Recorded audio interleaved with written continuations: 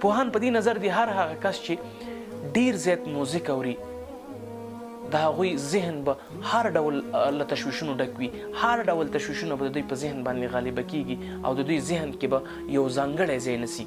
څنګه چې یوه حشره ونه یا هم یو نبات تخریبوي، نو د انسان ذهن هم ساز او سرود داسې تخریبوي لکه څنګه چې دا حشره یو نبات تخریبوي.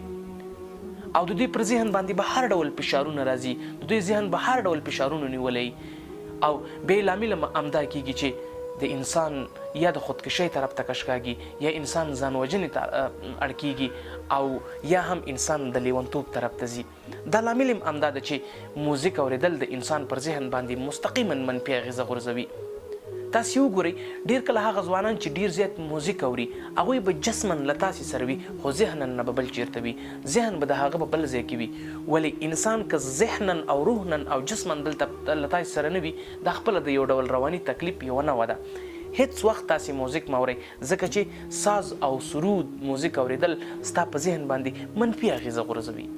دوهمه خبره دا ده چې ساز یا سرود اورېدل ستا د زړه ضربه زیاتوي.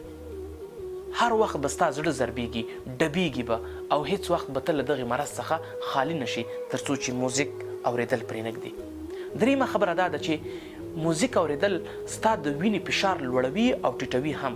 که غواړئ چې چېرته ستاسې د وینې فشار نه ښکته او یا کم شي، په درمیانه حالات کې پاتې شي، موزیک مه اورئ ځکه چې کاملا یو ښه صحت به ولرئ، د یو سالم صحت څښتنان به اوسئ.